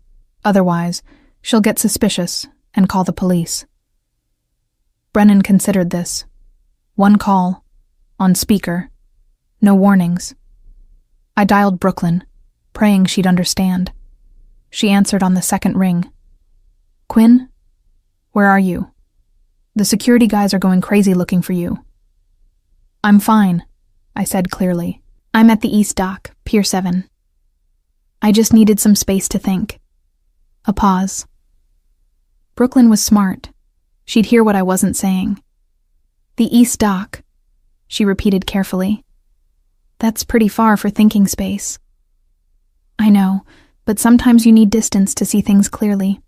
I'll be home in about an hour. Don't worry. Okay. Be safe, Quinn. I hung up, hoping she'd call Kieran immediately, that she'd understood my message. Satisfied? I asked Brennan. Almost. He nodded to his men. Tie her up. We'll wait here until the Sullivans come looking. When they do, we'll have 2 prizes instead of 1. So much for negotiation. They bound my hands behind my back and sat me in a chair facing Declan, close enough to see the blood still trickling from the cut on his temple, far enough that I couldn't touch him. I'm sorry, he said quietly, his voice rough. I should have protected you better. This isn't your fault. It is. I knew the risks. I knew what loving me would mean for you. I should have been stronger. Should have stayed away. Stop, I said firmly. I don't want apologies for loving me. I want you to tell me what happens next. How do we get out of this? A ghost of a smile touched his bloody lips. Even now you're planning escape routes. Someone has to. You're busy beating yourself up. Your guards will come, he said. When you don't return, when Brooklyn reports your location, they'll come. And Brennan knows that. This is a trap for them too. Declan's expression darkened. Then we need to give them an advantage. How? We're tied up and surrounded. He looked at me intently. What did Brooklyn say exactly? About the security guys? I replayed the conversation in my mind. That they were going crazy looking for me. Not looking for us, for you. Understanding lit his eyes. They don't know I'm missing yet. Which means when they come, they'll be expecting to extract you, not both of us. They'll come prepared for a small operation, not an all-out assault. That's bad, right? No, that's perfect. Brennan will be expecting overwhelming force. When they come in light, he'll think the Sullivans don't know the full situation. It'll make him cocky, careless. And we use that how exactly? Before he could answer, Brennan returned from whatever corner he'd been lurking in. I have to say, I'm impressed. Most women in your position would be crying or begging by now. You're strategizing. I can see why Sullivan is besotted. I don't believe in wasting energy on fear. I lied. I was terrified. But I wouldn't give him the satisfaction of seeing it. Admirable, but ultimately futile. Your guards will come. We'll kill them. And then we'll kill you both. The Sullivans will be left leaderless and grieving. My family will take over their territory, and the balance of power shifts in our favor. You're missing a step, I said. The part where the other Sullivan brothers retaliate and murder everyone you love. Brennan's smile widened. They'll try, but unlike Declan, Liam and Callum are predictable, manageable. It's Declan's strategic mind that's made the Sullivans so powerful. Remove him, and they're just common thugs. You hear that? I said to Declan. He thinks you're the smart one. I'm telling Morgan. She'll be furious. Despite everything, Declan laughed. It was strained and painful, but real. She'll probably punch me. Both of you, Brennan said. I mean, technically she'll punch you since you're the one he insulted. Fair point. Brennan looked between us, confusion flickering across his face. You're both about to die, and you're discussing your sister's reactions? We're Irish, Declan said with a shrug that must have hurt. We multitask. I realized what he was doing. Stalling, making Brennan think we were delusional with fear or shock. Buying time for help to arrive, so I played along. Speaking of your family, I said to Declan, I never asked, what's the traditional Sullivan Christmas? Because if I'm going to be part of this family, I need to know what I'm getting into. You're not going to be part of anything, Brennan interjected. We're ignoring him, I said to Declan. You were saying? Chaotic. Morgan makes enough food for an army. Liam drinks too much and starts singing. Callum tries to prevent Liam from singing. It usually ends with someone in the pool fully clothed. Sounds perfect. You would have loved it. His voice softened. I was going to take you this year. Introduce you properly. Make it official. You still can. We're not dead yet. Not yet, Brennan agreed. But soon. And that's when I heard it. The soft sound of movement outside the warehouse. The almost imperceptible crunch of gravel under careful feet. Declan heard it too. His eyes flicked to mine, a warning and a promise. When this starts, he said quietly, you get down and you don't move until I tell you. Understand? But, understand? I nodded, reading the desperation in his eyes. He needed me safe more than he needed my help. The explosion, when it came, was deafening. The warehouse's main door blew inward in a shower of sparks and metal. Smoke flooded the space and chaos erupted. Brennan's men scattered, weapons drawn, firing blindly into the smoke. I dropped to the floor as Declan had ordered, my hands still bound behind my back, making it awkward, but possible. Through the smoke and noise, I saw figures moving. Not just Kieran and Declan's guards, but others. More professional, more lethal. They moved with military precision, taking down Brennan's men with efficiency that was almost beautiful. Quinn! Kieran's voice cut through the chaos. He materialized beside me, cutting the ropes binding my wrists. Stay down. Declan. We've got him. Just stay here. But I couldn't. Despite the fear, despite the smoke and bullets and screaming, I crawled toward where I'd last seen Declan's chair. Found it overturned, empty. Panic seized me until I heard his voice. I'm here. He was on the floor beside me, his bonds already cut, blood still streaming from the wound on his head, but alive, conscious, angry. I told you to stay down. You're one to talk. He pulled me behind a concrete pillar, his body shielding mine as another round of gunfire echoed through the warehouse. When I say move, we go for that exit. He pointed to a side door barely visible through the smoke. Kieran's men will cover us. What about Brennan? He's already gone. Ran the moment the doors blew. Coward. We need to get you out of here, he interrupted. That's all that matters. Declan, now, move. We ran, staying low. Kieran's men providing cover fire. Bullets sparked off metal and concrete around us, but somehow none found their mark. We burst through the side exit into cold night air, and Kieran was there with a car, engine running. Get in, he ordered, and we did. The car tore away from the warehouse, sirens wailing in the distance. In the back seat, Declan pulled me against him, his breathing labored, his heart racing against my ear. You came, he said into my hair. You stupid, brave woman. You came. Of course I came. Did you really think I wouldn't? I hoped you wouldn't. Hoped you'd be smart. Call for help. Stay safe. Where's the fun in that? He laughed, then winced in pain. Don't make me laugh. Pretty sure I have broken ribs. Hospital, Kieran said from the driver's seat. Home, Declan countered. We have doctors on call. Declan, home. I'm not risking anyone tracking us to a hospital. It's not safe. I wanted to argue, but he was probably right. So I just held him as Kieran drove, trying not to think about how close we'd come to dying, how easily this night could have ended differently.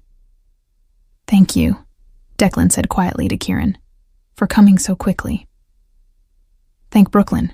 She called the second she hung up with Quinn, said something was wrong.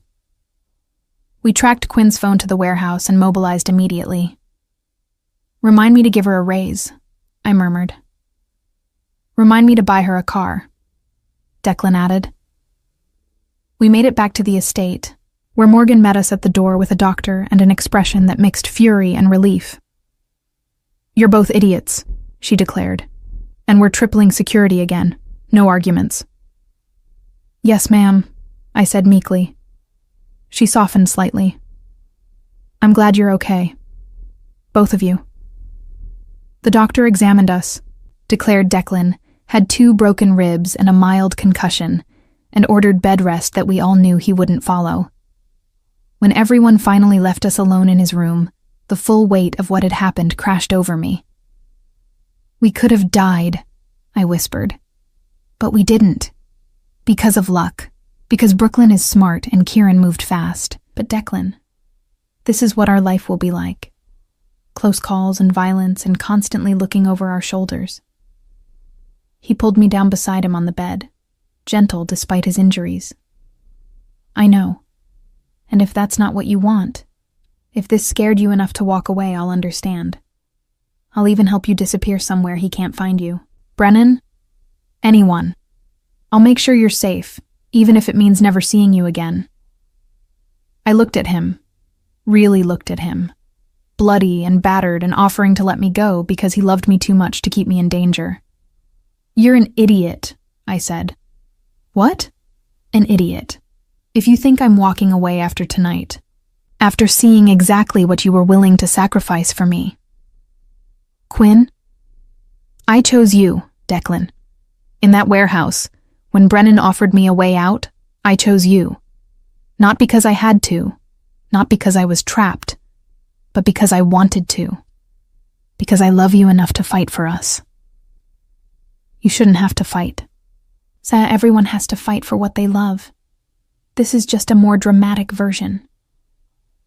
I traced the cut on his temple carefully. "I'm not leaving. Not because I'm afraid to, but because I don't want to. This is where I belong. With you. Even if that means danger and guards and warehouses full of explosions." He closed his eyes, and when he opened them again, they were wet. "I don't deserve you. Too bad, you're stuck with me." "God help us both," he whispered, echoing his words from weeks ago. "God help anyone who tries to come between us," I corrected. And then I kissed him, gentle and fierce, a promise and a claiming all at once. We'd survived the trap. But I knew, with certainty that terrified and exhilarated me in equal measure, that this was just the beginning. Recovery took longer than either of us wanted. Declan chafed under doctor's orders to rest, constantly trying to work from bed until Morgan threatened to confiscate his laptop. I divided my time between the estate and the shop, where Brooklyn had finally stopped giving me concerned looks every 5 minutes. "He could have gotten you killed," she said one afternoon, 3 weeks after the warehouse. We were creating arrangements for a spring wedding, our hands moving automatically through familiar motions. He could have, but he didn't, only because Kieran's response team is apparently special forces level. "I'm not disagreeing with you." She set down her pruning shears with a sharp click. "Then what are you disagreeing with? Because you're still with him, still spending every night at that estate, still surrounded by armed guards. I'm disagreeing with the idea that my life with Declan is worse than my life without him." "How can you say that? Before him you were safe, happy, building a good life." "I was lonely," I corrected quietly. "I was going through the motions. I was safe, yes, but I wasn't alive. Not really." Brooklyn's expression softened with understanding and sorrow. "He's changed you." "I've changed myself. He just gave me a reason to." She pulled me into a hug, sudden and fierce. I'm still terrified for you. That won't change, but I'm trying to understand. That's all I ask. That evening at the estate, I found Declan in his study, ignoring doctor's orders as usual. He'd been on edge all week, barely sleeping, constantly in meetings with Kieran and his brothers. The Brennan situation remained unresolved, with Sean Brennan having disappeared after the warehouse confrontation. You should be resting, I said from the doorway. I'll rest when Brennan is dealt with. And how exactly do you plan to deal with him? He looked up from his laptop, his expression carefully blank. Quinn, don't do that. Don't shut me out now. I crossed to his desk. I've earned the right to know what happens next. A muscle ticked in his jaw. There are things about my business you're better off not knowing. Like when you're planning to murder someone? I wouldn't call it murder. Justice, maybe. Necessary elimination of a threat. Semantics. The point is, you're planning something violent, and you don't want me involved. I don't want you complicit. I'm already complicit. I perched on the edge of his desk. I'm with you. I chose this life. That means I don't get to pretend the ugly parts don't exist just because they're happening off-screen. Declan stood, moving to the window, his shoulders tense. Brennan has to be dealt with. He tried to kill us. More importantly, he made his intentions clear. As long as he's alive, you're a target. My family is a target. So you kill him, and someone else takes his place. His son, his brother, whoever, and the cycle continues. What would you have me do? He turned, frustration evident in every line of his body. Let him try again? Wait for the next warehouse? The next trap? I don't know, I admitted. I'm not saying there's an easy answer. I'm just saying I want to be part of the conversation instead of protected from it. He studied me for a long moment, something shifting in his expression. You're right. You deserve to know what happens next. But Quinn, once you know, you can't unknow it. You'll be party to plans that could get you arrested if they're discovered. I understand. Do you? He moved closer. Because this isn't romantic danger. This is real. Federal crimes. Prison time if things go wrong. Then let's make sure things don't go wrong. A ghost of a smile touched his lips. Listen to you. 3 months ago, you were arranging flowers and avoiding my gaze. Now you're planning criminal enterprises. You're a bad influence. The worst. He pulled me close, careful of his still healing ribs. The plan is simple. Brennan will come out of hiding eventually. He can't run his organization remotely forever. When he does, we'll be ready. And by be ready, you mean? Kieran is tracking his movements. We have people inside his organization feeding us information. The second he shows his face in Boston, we move. Move how? He hesitated, then made a decision. We take him and anyone loyal to him off the board, permanently. Then we absorb what's left of his territory, offer protection to those who want it, eliminate those who don't. Within 6 months, the Brennan organization will cease to exist. The casual way he described destruction, absorption, elimination, sent a chill through me. This was the reality of Declan's world. Not romance or protection or dangerous flirtation, but cold strategic violence. And what's my role in all this? I asked. Your role is to stay safe, to live your life, run your business, be the one good thing in all this ugliness. That's not fair to you. Life's not fair, Mo Stoirin. The Irish endearment rolled off his tongue like a caress. But having you, knowing you're safe and happy, that's fair enough for me. Before I could argue further, Kieran entered without knocking, his expression grim. We have a problem, he said. Brennan's made contact. He wants to meet. Declan went very still. When? Tomorrow night. Neutral ground. He says he wants to negotiate a peace treaty. It's a trap. Obviously. But if we don't go, if we refuse the meeting, we look weak. Other families will see it as the Sullivans backing down. And if we go, we walk into whatever ambush he's planned. I listened to them discuss logistics and danger, watched them plan for a meeting that could very well be a death sentence, and felt something crystallize inside me. "I'm coming with you," I said. Both men turned to stare at me. "Absolutely not," Declan said. "Hear me out. Brennan wants leverage over you. He thinks I'm your weakness, so we give him what he expects. I come to the meeting, visible and vulnerable. It'll make him confident, maybe overconfident. And overconfident people make mistakes. Or overconfident people murder the woman I love in front of me," Declan countered. "No, find another plan." "There is no other plan. You said it yourself. You can't refuse the meeting without looking weak. And going without leverage of your own makes you vulnerable." I moved closer, forcing him to look at me. "But if I'm there, if I'm the bait and the variable he's not expecting, it changes the game." "She's not wrong," Kieran said slowly. "Brennan will be expecting you to keep Quinn as far away as possible. Bringing her throws off his calculations. I don't care about his calculations. I care about her safety." "Then trust me to know what I'm getting into," I said. "Trust that I'm choosing this with my eyes open." Declan looked at me for a long moment, conflict warring in his expression. Then he turned to Kieran. "Double the security. Triple it. I want men positioned at every possible exit. Snipers on every rooftop. If anything goes wrong, if I even think Quinn is in danger, we burn it all down." "Understood." After Kieran left, Declan pulled me into his arms, holding me like he was afraid I'd disappear. "I hate this," he murmured against my hair. "I hate that you're putting yourself in danger for me. That's what partners do. They protect each other. You're supposed to let me protect you. And I do. But protection goes both ways, Declan. I protect you too.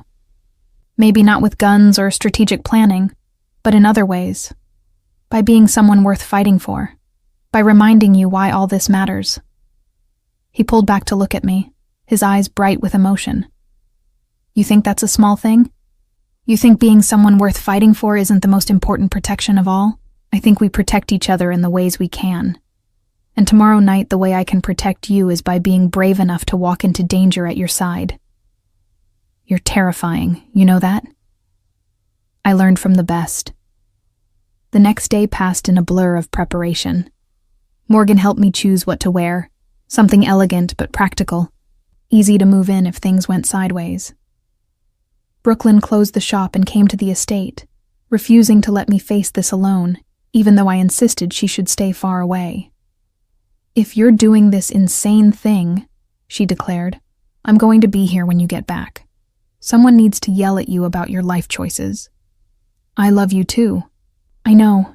Just promise me you'll be careful." "I promise." The meeting was set for 8 at a restaurant Brennan owned, neutral ground in theory but his territory in practice. Kieran had already positioned his men throughout the building and surrounding area, a chess game of violence waiting to happen. Declan was quiet as we drove, his hand clasped tightly with mine. "It's not too late," he said for the 10th time. "Say the word and I'll turn this car around. We'll find another way." "No, we do this together." The restaurant was upscale, the kind of place where power players made deals over expensive wine. We were led to a private room in the back, where Brennan waited with 4 of his men. "Sullivan," he greeted with a smile that didn't reach his eyes. "And Miss Hayes. How unexpected. I thought you'd keep her locked away after our last encounter." "She insisted on coming," Declan replied, his tone neutral. Something about not being afraid of cowards who run from fights. Brennan's smile tightened. Brave words from a man who nearly lost everything in that warehouse. And yet, here we both are. Alive. Talking. Maybe it's time we found a better way to resolve our differences. That's what I'm proposing. A peace treaty. You stay out of my territory, I stay out of yours. We divide the city and both profit without the constant warfare. It sounded reasonable, which meant it was probably a lie. "And if I agree?" Declan asked. "Then we have drinks, toast to our new arrangement, and go our separate ways. No more violence, no more vendetta. Clean slate." "And if I refuse?" Brennan's expression hardened. "Then things get messy. For both of us." I watched the exchange, reading body language and micro-expressions the way I'd learned to read Brooklyn's moods. Brennan was lying. Everything about his posture screamed deception. He had no intention of letting us leave this restaurant alive. The question was, how would he try to kill us? "I'll need some time to consider your offer," Declan said, playing along. "It's a significant decision." "Of course. Shall we have that drink while you consider?" Brennan gestured to a server who appeared with wine. My stomach clenched. This was it. The poisoned drink trope was so obvious it almost seemed like a joke. But sometimes obvious was effective. The server poured, and I watched carefully. Same bottle for all glasses, poured in plain view. If it was poisoned, it was already in the wine, which meant everyone would drink it. Unless there was an antidote Brennan had already taken. "To peace," Brennan said, raising his glass. I met Declan's eyes, saw my own suspicion reflected there. He gave the slightest shake of his head, a warning not to drink. "To peace," I agreed, raising my glass but not sipping. Brennan noticed. Of course he noticed. "Is something wrong, Miss Hayes? You haven't touched your wine." "I'm pregnant," I blurted, the lie coming easily. "Can't drink." The room went silent. Declan's expression remained carefully neutral, but I saw surprise flicker in his eyes before he controlled it. "Pregnant," Brennan repeated, his gaze moving between us. "How fortunate. Sullivan is going to be a father." "If that's true," Declan said carefully, "then we have even more reason to find a peaceful solution. I have more to protect now." "Indeed." Brennan's smile was predatory. "In that case, a toast seems even more appropriate. Sullivan, surely you'll drink to your future child?" This was the trap. If Declan refused to drink, Brennan would know we suspected poison. If he drank, he'd die. So I made a choice. I took Declan's glass from his hand and threw the wine directly in Brennan's face. Chaos erupted. Brennan's men reached for weapons. Declan shoved me behind him, and the door burst open as Kieran's team stormed in. Gunfire. Shouting. The same nightmare as the warehouse, but in closer quarters. More desperate. I hit the floor as Declan had taught me, covering my head, trying to make myself as small a target as possible. Through the confusion, I saw Brennan wiping wine from his eyes. Saw him reach for the gun at his waist. Saw him aim at Declan's unprotected back. I didn't think. Just moved, launching myself at Brennan's knees in a tackle that would have embarrassed professional football players, but worked through sheer surprise. We went down in a tangle of limbs, his gun skittering across the floor. "Quinn!" Declan's roar was primal as he turned, saw me grappling with Brennan, and moved with lethal speed. He pulled me away, thrust me toward Kieran, and then he was on Brennan. What followed was brutal and efficient. Not a brawl, but an execution, precise and deadly. When it was over, Brennan lay unmoving on the restaurant floor, and Declan stood over him, breathing hard, blood on his hands. "Is he dead?" I asked, my voice surprisingly steady. "Yes." "Good." Declan turned to me, his expression a mix of fury and fear. "You tackled him. You launched yourself at an armed man. He was going to shoot you. So you decided to get yourself killed instead?" "I decided to save your life." I moved closer, ignoring the carnage around us. "That's what partners do, remember?" He pulled me against him, heedless of the blood, the witnesses, the danger still present in the room. "You're insane." "I learned from the best." I repeated my words from yesterday. "I love you," he said fiercely. "And you're never doing anything like that again." I love you too. And I'm absolutely doing it again if the situation calls for it. Quinn, are we really arguing about this while standing over a dead body? He laughed, slightly hysterical. God, you fit into this world better than I ever imagined. Is that a compliment? It's the truth. Kieran cleared his throat. We need to leave. Police will be here soon, and we need to control this narrative. The cleanup took hours. Statements to police who were on Sullivan payroll, strategic leaks to media about self-defense and mob violence, and finally, a quiet drive back to the estate as dawn broke over Boston. In Declan's bedroom, we shed our blood-stained clothes and stood in the shower together, washing away the evidence of violence. I'm sorry, he said quietly, his forehead resting against mine under the hot spray. I'm sorry you had to see that. Had to do that. I'm not. This is what our life will be like, right? Danger and violence and impossible choices? If you stay with me, yes, it'll always be like this. Then I'm not sorry, because I'd rather have a dangerous life with you than a safe life without you. He kissed me then, desperate and claiming. Two people who'd survived the unsurvivable and come out the other side still standing. Later, wrapped in clean sheets with early morning light filtering through the windows, Declan traced patterns on my shoulder. You're not actually pregnant, are you? He asked. That was just quick thinking. Just quick thinking. Pity. I kind of liked the idea. I rose on one elbow to look at him. You want kids? With me? In this world? Someday, when things are more stable, when I can promise them something better than what I had. He cupped my face gently. But yes, with you. A dozen little florists running around creating beauty in the middle of chaos. A dozen seems excessive. I'm an excessive person. I've noticed. I settled back against his chest, listening to his heartbeat, steady and strong. Declan, I lied earlier about not being sorry. He tensed. What do you mean? I'm sorry you had to kill him. I'm sorry that was the only way out. I'm sorry we live in a world where violence is sometimes the only answer. But I'm not sorry I'm with you. Not sorry I chose this. Not sorry for any of it, except that sometimes love has to look like blood and bullets instead of flowers and poetry. He was quiet for a long moment. Then, you're wrong, you know. About? Love can be flowers and poetry. You give me that every day just by existing. By choosing me despite everything. That's the poetry. The blood and bullets are just the unfortunate context.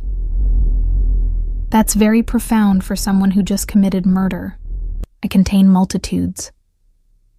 I laughed, the sound unexpected and bright in the aftermath of darkness. Yes, you do. We slept then, finally, the kind of deep, dreamless sleep that came after surviving. When I woke, it was to find sunlight streaming through the windows and Morgan sitting in a chair by the bed, reading a magazine. You're awake, she said cheerfully. Good. We have things to discuss. I sat up, pulling the sheet with me. Like what? Like whether you want a formal engagement party or something more intimate. Declan already asked me to start planning, but I wanted your input. Wait, what? Engagement? She looked at me in confusion. He didn't ask you yet, but he ordered a ring weeks ago. He ordered a ring. Custom designed. Diamond from our grandmother's collection. Very romantic. I looked at Declan, who was conveniently pretending to still be asleep. Declan Sullivan, are you fake sleeping right now? He opened one eye. Maybe. You ordered an engagement ring? I ordered an engagement ring, he confirmed, sitting up. Was planning a whole thing. Speech, flowers, maybe a string quartet. Very romantic. But after last night, after watching you tackle an armed man to save my life, I figured the speech was probably unnecessary. You figured wrong. He blinked. Wrong? I still want the speech. and the flowers, and maybe the string quartet. I smiled at his expression. Just because I know you're going to ask doesn't mean I don't want to be properly asked. Morgan stood, grinning. I'll leave you two to discuss this. Declan, the ring is in the safe. You know the code. She paused at the door. And Quinn, welcome to the family. Officially. After she left, Declan turned to me, suddenly looking uncertain in a way I'd never seen. I had a plan, he said. Was going to wait until things settled down, until I could give you a peaceful moment. But you're right. After everything we've been through, you deserve proper. He got out of bed, naked and unself-conscious, and retrieved a small box from his safe. Then he climbed back into bed, kneeling in front of me with the box in his hands. Quinn Hayes, he began, his voice rough with emotion. For 2 years I watched you create beauty in my world. For 3 months, I've been privileged to know you, love you, learn that you're even more extraordinary than I imagined. You've saved my life, challenged my assumptions, and refused to let me hide behind walls or distance or protection. He opened the box, revealing a ring that took my breath away. A single diamond, simple and perfect, flanked by smaller stones that caught the light like captured stars. I can't promise you a safe life. I can't promise you ease or peace or any of the normal things people promise when they propose. But I can promise you honesty and loyalty, and a love that will burn until my last breath. So, Mostoirin, my little darling, will you marry me? Will you choose this dangerous, complicated life with me, knowing exactly what it means? I looked at him, this dangerous man who'd become my anchor, and felt certainty settle into my bones. Yes, I said simply. To all of it. The danger, the complications, the love. Yes. He slipped the ring onto my finger, and it fit perfectly, as if it had been waiting for me all along. Then he kissed me, gentle and fierce, a promise and a claiming and a beginning all at once. I love you, he whispered against my lips. I love you too. Even though you're a controlling, overprotective, occasionally murderous mob boss. Especially because I'm a controlling, overprotective, occasionally murderous mob boss. That too. We stayed in bed for the rest of the morning, ignoring the world outside, ignoring responsibilities and consequences, and the cleanup still happening from last night's violence. For a few stolen hours, we were just Quinn and Declan. Not florist and mob boss, not survivor and protector. Just 2 people who'd found each other in the most unlikely way and decided to build something real in the middle of chaos. Eventually, we'd have to face the world again. There would be questions and consequences, and the ongoing challenge of navigating a life split between flowers and blood. But for now, I lay in Declan Sullivan's arms, his ring on my finger, and knew with absolute certainty that I'd made the right choice. Love wasn't safe. It wasn't easy. It wasn't the fairy tale I'd once imagined. It was better. It was real. It was ours. Did you like the story?